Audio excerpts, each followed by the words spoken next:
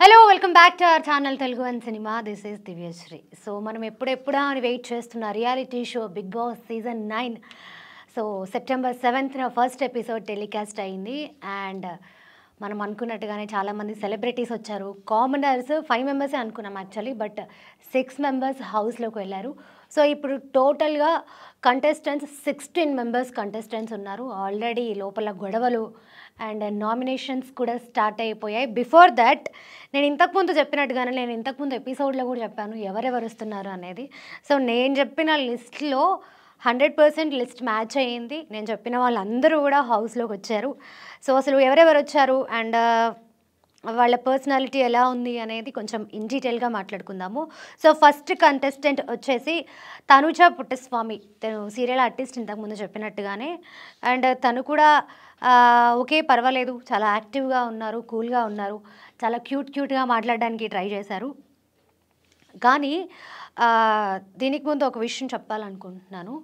ఇంతకుముందు సీజన్స్తో కంపేర్ చేసుకుంటే ఇప్పుడు కంటెస్టెంట్స్ లిస్ట్ నార్మల్గా మనం బిగ్ బాస్ హౌస్లో ఏం ఎక్స్పెక్ట్ చేస్తాము? ఆబ్వియస్లీ లవ్ ట్రాక్లు ఉంటాయి. కామనర్స్లో ఇప్పుడు కొంచెం అంటే ఒక మిడ్ ఏజ్ ఉన్న వాళ్ళు ఈ లవ్ ట్రాక్ సెట్ అవుతుంది అని మాట్లాడుకోవడానికి పవన్ ఒకరు ఉన్నారు, అండ్ మనీష్ ఒకరు ఉన్నారు, శ్రీజ, రీతు చౌదరి, డీమాన్ పవన్. మిగతా వాళ్ళు అందరూ ఎట్లా అంటే కొంచెం 40 years క్రాస్ అయిన వాళ్ళు. అంటే మేబీ ఒకరికొకరు కనెక్ట్ అవ్వచ్చు, అది మనం చెప్పలేము ఇంకా ఫర్దర్గా ఫ్యూచర్లో ఎలా ఉంటుంది అనేది. కానీ నార్మల్గా బిగ్ బాస్ హౌస్లో మనము ఈ లవ్ ట్రాక్లు లేకపోతే కొంచెం ఈ మిడ్ ఏజ్ ఉన్న వాళ్ళ లవ్ ట్రాకులతోనే ఎక్కువ ఆడియన్స్ కనెక్ట్ అవుతారు, వాళ్ళ వైబ్ ఎలా మ్యాచ్ అవుతుందో చూస్తారు, ఇవన్నీ చూస్తారు. సో అందుకు నాకు అది అనిపించింది పర్సనల్గా. సో ఫస్ట్ కంటెస్టెంట్ వచ్చేసి తనుజ గౌడ. యాజ్ యూజువల్ తను చాలా క్యూట్గా ఉన్నారు, బాగా మాట్లాడారు అండ్ యాక్టివ్గా ఉన్నారు. బట్ హౌస్లోకి వెళ్ళాక ఎలా ఉంటారు ఏంటి అనేది ఈరోజు ఫస్ట్ ఎపిసోడ్ రిలీజ్ అవుతుంది కాబట్టి we need to see. And తను రాగానే నీకు ఎవరైనా ఇక్కడ ఎవరు నీకు కాంపిటేటివ్గా అనిపిస్తున్నారు కామనర్స్లో అంటే మేబీ తను అగ్ని పరీక్ష చూసిందో లేదో మనకు తెలియదు, కానీ తను ఒకటే మాట చెప్పింది, నాకు ఎవరు అంత పెద్ద కాంపిటేటర్గా ఏం అనిపించట్లేదు అని చెప్పి. ఓకే, కాన్ఫిడెన్స్ ఉండడంలో తప్పేం లేదు, కానీ ఇది కొంచెం ఓవర్ కాన్ఫిడెన్స్ అని జనాల్లో మాట్లాడుకుంటున్నారు. అండ్ నెక్స్ట్ కంటెస్టెంట్ వచ్చేసి ఫ్లోరా సైని గారు. సో తిను ఇంతకుముందు నేను చెప్పినట్టుగానే చాలా సినిమాల్లో చేశారు. సమరసింహారెడ్డి, లక్స్ పాప లంచుకొస్తావా పాట కూడా స్టేజ్ మీద ప్లే చేయడం జరిగింది. అండ్ తిను కూడా ఓకే, తను కొంచెం మధ్యలో తన పర్సనల్ లైఫ్ ఇంతకుముందు నేను మీకు చెప్పాను కదా, డొమెస్టిక్ వైలెన్స్ ఆమె మీద జరిగిందని చెప్పి, మేబీ దానివల్లనే తను రియల్ లవ్ లేదు అని స్టేజ్ మీద మాట్లాడిందేమో అని నాకు అనిపించింది. చూద్దాం, మేబీ హౌస్లో ఎవరైనా కనెక్ట్ అవ్వచ్చు. అండ్ నెక్స్ట్ కంటెస్టెంట్ వచ్చేసి కామనర్స్ నుంచి పవన్ కళ్యాణ్ని తీసుకున్నారు. అసలు పవన్ కళ్యాణ్ అంటే ఆయన ఒక కామనర్, మిగతా సెలబ్రిటీస్తో కంపేర్ చేసుకుంటే ఆయన స్టేజ్ షోస్ చేసి ఉండరు, అంతమందిలో మాట్లాడి ఉండరు. లేకపోతే ఆబ్వియస్లీ అంతమందిని చూసినప్పుడు, అంతమంది సెలబ్రిటీస్ని చూసినప్పుడు అంటే నాకు సార్ ఆయన పక్కన నించున్నప్పుడు కొంచెం భయము, బెనుకు, లేకపోతే వాయిస్లో షివర్ కనిపిస్తుంది కొంతమందిలో. బట్ ఆయనలో అయితే అసలు ఏమీ కనిపించలేదు. చాలా కాన్ఫిడెంట్గా అండ్ చాలా యాక్టివ్గా బిహేవ్ చేశారు ఆయన. అసలు ఎక్స్పెక్ట్ చేయలేదు నేను, ఎందుకంటే బిగ్ బాస్ అగ్ని పరీక్షలో ఇంతకుముందు కూడా నేను మీకు చెప్పిన ఆయనకి స్క్రీన్ స్పేస్ తక్కువ దొరికిందేమో అని అనిపించింది అని. బట్ నిన్న ఆయన మాట్లాడే విధానం చూశాక చాలా ఇంప్రెస్ అయిపోయాను నేను. చాలా యాక్టివ్గా ఉన్నారు, చాలా బాగా మాట్లాడారు. అండ్ హౌస్లో వెళ్ళాక కూడా అందరితో చాలా బాగా కలిసిపోయారు. ఇక్కడ మధ్యలో చిన్న టాస్క్లు ఇచ్చారు, అవి మనం నెక్స్ట్ మాట్లాడుకునే ప్రయత్నం చేద్దాం. అండ్ ఇది నేను షార్ట్ అండ్ క్రిస్పీగా చెప్తున్నాను. అండ్ నెక్స్ట్ వచ్చేసి ఇమాన్యువల్ వచ్చారు, కమెడియన్ ఇమాన్యువల్. ఆయన కూడా కొంచెం సెలబ్రిటీస్ అనగానే, ఎందుకంటే వీళ్ళు ఆల్రెడీ బయట ఫేమ్ ఉన్నవాళ్ళు, జనాలకి తెలిసిన వాళ్ళు కాబట్టి కొంచెం వీళ్ళు ఏమైనా యాటిట్యూడ్ చూపించే ఛాన్స్ ఉంటుంది కామనర్స్ మీద, లేకపోతే వాళ్ళు ఏమైనా తక్కువ చేసి చూసే ఛాన్స్ ఉంటుంది అని అనిపిస్తుంది. బట్ ఆయన మాట్లాడే విధానము, హరీష్ గారు అని మాట్లాడడము, లేకపోతే అమ్మ శ్రీజ అని మాట్లాడడము, వాళ్ళకి చాలా రెస్పెక్ట్ ఇచ్చి మాట్లాడారు. అండ్ ఆయన జర్నీ కూడా అంతా చాలా బాగుంది. ఆయన మాట్లాడే విధానం బాగుంది. ఆయన ఒక కమెడియన్ కాబట్టి అన్ని స్టేజ్ షోస్ చేశారు కాబట్టి ఆయన కూడా చాలా యాక్టివ్గా ఉన్నారు. బట్ హౌస్లోకి వెళ్ళాక ఎవరితో ఎలా ఉంటారు అనేది మనం నెక్స్ట్ ముందు ముందు చూడాలి. బట్ ఇంతకుముందు ఎపిసోడ్లలో కూడా మనం చూసుకుంటే కనుక ఈ అవినాష్ కావచ్చు, ఇంతకుముందు వచ్చిన కమెడియన్స్ ఎవరైనా కావచ్చు, అందరితో ఏంటంటే కలిసిపోతారు. వాళ్ళకి అందరితో వైబ్ ఉంటుంది. అది వాళ్ళకి ప్లస్ పాయింట్ అని చెప్పొచ్చు. అండ్ నెక్స్ట్ వచ్చేసి సృష్టి వర్మ కొరియోగ్రాఫర్, తిను కూడా స్టేజ్ మీద చాలా బాగా మాట్లాడారు. అండ్ తను అంటే తన పాయింట్ ఏంటి అంటే, ఇంతకుముందు ఆమె మీద కాంట్రవర్సీ నడిచిన సంగతి మనకు తెలుసు. 100 మంది 100 రకాలుగా మాట్లాడుకుంటారు. ప్రతి ఒక్కరికి వెళ్ళి ఎక్స్ప్లెనేషన్ ఇచ్చుకోలేరు. ఆమెనే కాదు, ఎవరైనా సరే ఎక్స్ప్లెనేషన్ ఇచ్చుకోలేరు. కాబట్టి తను ఏంటి అనేది బయట ఎంత కాంట్రవర్సీ ఉన్నా, బట్ ఒక రియాలిటీ షోలో హౌ షీ ఈజ్ బిహేవింగ్, ఎవరితో ఎలా ఉంటుంది, ఎలా కలిసిపోతుంది, ఎలా మాట్లాడుతుంది, తన బిహేవియర్ ఏంటి అనేది ఒక రియాలిటీ షో త్రూ బయటికి వస్తుంది. కాబట్టి ఇంతకుముందు ఆమె మీద ఉన్న నెగిటివ్స్, ఇంతకుముందు ఆమె గురించి తప్పుగా మాట్లాడిన వాళ్ళ పర్స్పెక్టివ్ ఇప్పుడు మారచ్చు. దానికి ఛాన్స్ ఉంది. ఆమె పాయింట్ ఆఫ్ వ్యూ కూడా అదే అని అనిపించింది. తను కూడా చాలా క్యూట్గా ఉన్నారు, యాక్టివ్గా ఉన్నారు. తర్వాత మాస్క్ మ్యాన్ హరీష్, కామ్రేడ్స్ నుంచి మాస్క్ మ్యాన్ హరీష్ వెళ్ళారు.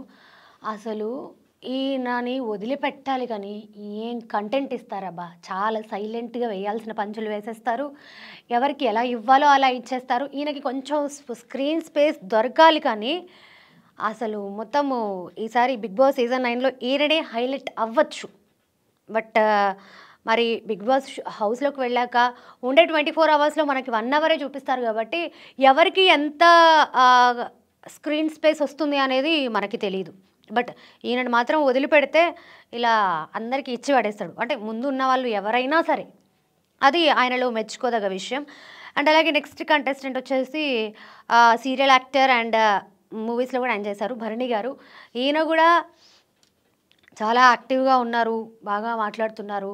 అండ్ ఫిట్నెస్ విషయంలో కూడా అసలు ఆయన ఏజ్కి ఆయన మెయింటైన్ చేస్తున్న ఫిట్నెస్కి సూపర్ అని చెప్పాలి. ఎందుకంటే ఇప్పుడు ఈ డీమాన్ పవన్ కావచ్చు, పవన్ కళ్యాణ్ కావచ్చు, లేకపోతే ఇంకా ముందెవరు ఉన్నారు, ఫ్లోరా సైని గారు కావచ్చు, ఆవిడ కూడా ఫిజికల్గా ఫిట్గానే ఉన్నారు. ఆవిడ కూడా టాస్కుల్లో స్ట్రాంగ్గా ఇవ్వచ్చు, మనం ఎక్స్పెక్ట్ చేయొచ్చు అది.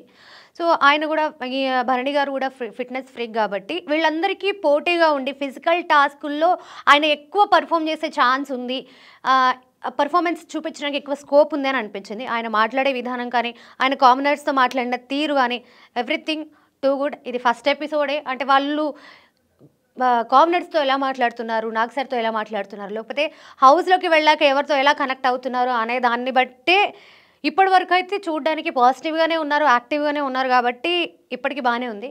మరి ముందు ముందు హౌస్లో గొడవలు జరిగే కొద్దీ అండ్ ఎవరితో ఎలా కనెక్షన్స్ ఏర్పడతాయి, ఎవరితో ఎలా గొడవలు జరుగుతాయి అనేది ఇది మళ్ళీ తీసుకోండి సో ముందు ముందు చూడాలి. అండ్ నెక్స్ట్ వచ్చేసి కామనర్స్ నుంచి డీమాన్ పవన్ వెళ్ళాడు. బట్ ఈయన గురించి నాకు అనిపించింది ఏంటంటే, ఈయన కంటే బెటర్ పర్ఫార్మర్ నాగ ప్రశాంత్ ఏమో అని నాకు అనిపించింది. బట్ పవన్ కూడా ఫిజికల్ టాస్కుల్లో బాగా ఆడతారు, లేకపోతే ఆయన ఒకటే ఫిజికల్ టాస్కుల్లోనే బాగా ఆడతారు. బట్ మాట్లాడడంలో అంత యాక్టివ్ కాదు అని నాకు అనిపించింది. ఇది నా పర్సనల్ ఒపీనియన్. అంత కలుపుకొని మాట్లాడలేరేమో అని అనిపించింది. మేబీ ఇంతకుముందు మనం చూసిన అగ్ని పరీక్షలో ఆయనకు కూడా స్క్రీన్ స్పేస్ తక్కువ ఉండొచ్చు. మరి ఇప్పుడు హౌస్లో అందరితో కలిసిపోయి బాగా మాట్లాడతారా లేదా, అందరితో కలిసిపోయి మాటలు కలుపుకొని అందరితో ఒక వైబ్ క్రియేట్ చేసుకుంటారేమో చూద్దాం ఇంకా ముందు ముందు. సో తర్వాత వచ్చేసి సంజన గల్రాణి, ఈవిడ కూడా చాలా ఓపెన్ అయి మాట్లాడారు స్టేజ్ మీద. గతంలో ఆవిడ మీద ఒక కేసు అయిందని, దీని గురించి రకరకాల న్యూస్ ఛానల్స్లో ఆబ్వియస్లీ ఒక సెలబ్రిటీ గురించి ఒక న్యూస్ వచ్చింది అని అంటే రకరకాలుగా రాస్తూ ఉంటారు. ఆవిడ మీద తర్వాత క్లీన్ చీట్ వచ్చింది. బట్ దాని గురించి మాత్రం చాలా తక్కువ మందికి తెలిసింది. నేను ఎలా ఉంటాను, నా పర్సనాలిటీ ఏంటి, నేను ఎంత డౌన్ టు ఎర్త్ ఉంటాను అనేది ఈ షో త్రూ బయట ఆడియన్స్కి తెలుస్తుంది అని చెప్పి తను మాట్లాడడం జరిగింది. బట్ నాకు ఆవిడ అనిపించింది ఏంటి అంటే, వంట విషయంలో లేకపోతే ఇంకా వేరే విషయంలో, ఇంకో వేరే విషయంలో ఇన్వాల్వ్ అయిపోయి నేను చేస్తాను. అంటే ఒక మంచిదాన్నని ప్రూవ్ చేసుకోవాలి, నన్ను నేను ఎక్కువ చూపించుకోవాలి అన్న ఇంటెన్షన్ తనకు ఉందేమో అని అనిపించింది. ఇక్కడ ఇంకొక విషయం ఏంటంటే, మనం ఇంతకుముందు ఎపిసోడ్స్‌లో చూసుకుంటే ఫస్ట్ రాగానే కిచెన్ డ్యూటీలోకి ఎవరైతే వెళ్తారో వాళ్ళు ఫస్ట్ వీక్‌లో ఎలిమినేట్ అయిపోతారు. అంటే తిను ఎలిమినేట్ అవుతారు అన్నది నా ఉద్దేశం కాదు. బట్ కిచెన్‌లో ఆ గొడవలుంటాయి. అంటే వండింది అందరికీ సరిపోవాలి. అందరికీ సరిపోయినట్టుగా ఉండాలి. నచ్చినట్టుగా ఉండాలి. లేకపోతే ఇలాంటి చిన్న చిన్న ఇష్యూస్ వల్ల వీళ్ళు నామినేషన్స్‌లోకి వెళ్ళే ఛాన్స్ ఉంటది కాబట్టి తనకి అదొక్కటి మైనస్ ఏమో అని నాకు అనిపించింది. అండ్ తర్వాత రాము రాథోడ్ వచ్చారు.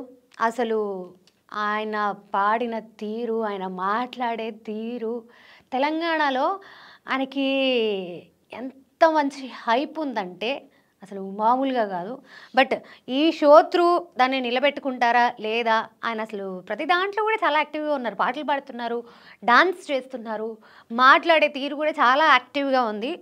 అండ్ ఓకే, ఇప్పటికైతే అందరితో ఫస్టే కాబట్టి అందరితో మ్యాక్స్ అందరూ మాట్లాడడానికి, పరిచయాలు పెంచుకోవడానికి ట్రై చేస్తారు. అట్లనే ఆయన కూడా ఉన్నారు. అండ్ నెక్స్ట్ వచ్చేసి దమ్ము శ్రీజ.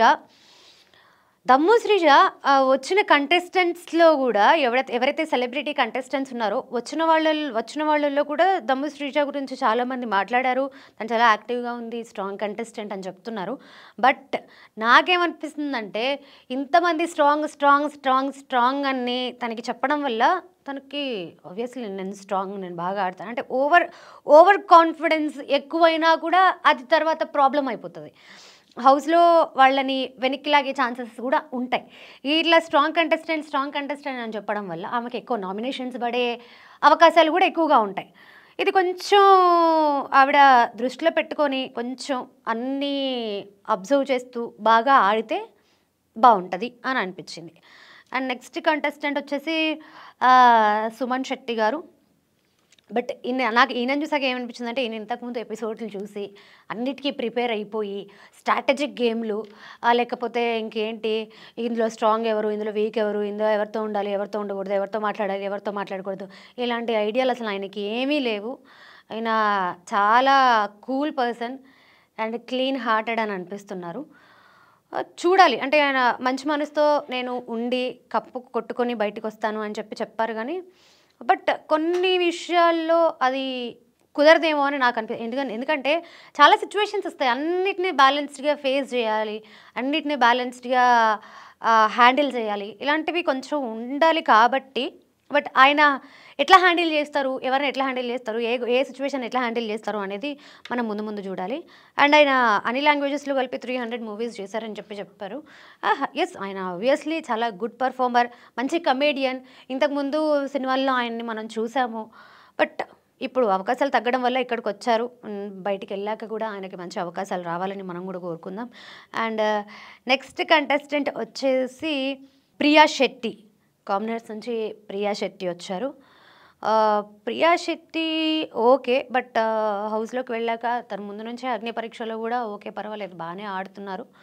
ఇంకా ఆవిడ సెలబ్రిటీస్తో ఎలా కలుస్తారు లేకపోతే ఇప్పుడు కామనర్స్తో ఎలా వైబ్ మెయింటైన్ చేస్తారు అనేది కూడా చాలా ఇంపార్టెంట్ కాబట్టి ఓకే, ప్రియా శెట్టి కూడా పర్వాలేదు, చూడాలి ఇంకా ముందు. అండ్ లాస్ట్ కంటెస్టెంట్ వచ్చేసి మనీష్ గారు నుంచి మనం చాలా ఎక్స్పెక్ట్ చేస్తున్నాము. ఆయన ఆల్రెడీ మనం బిగ్ బాస్ అగ్ని పరీక్షలో చూసినాం. మరి హౌస్లోకి వెళ్ళాక ఆయన ఎవరితో ఎలా బిహేవ్ చేస్తారు అనేది ఇంకా చూడాలి. అండ్ ఇందులో మీకు బాగా నచ్చిన కంటెస్టెంట్ ఎవరు అండ్ ఫేవరెట్ కంటెస్టెంట్ ఎవరు, ఈ వీక్ ఎవరు ఎలిమినేట్ అయ్యే ఛాన్స్ ఉంది, ఎందుకంటే ఆల్రెడీ ప్రోమోస్ వచ్చేసినాయి కాబట్టి ఎవరు ఎలిమినేట్ అయ్యే ఛాన్స్ ఉంది అనేది జస్ట్ చూసి నాకు కింద కమెంట్ చేయండి. Thank you so much.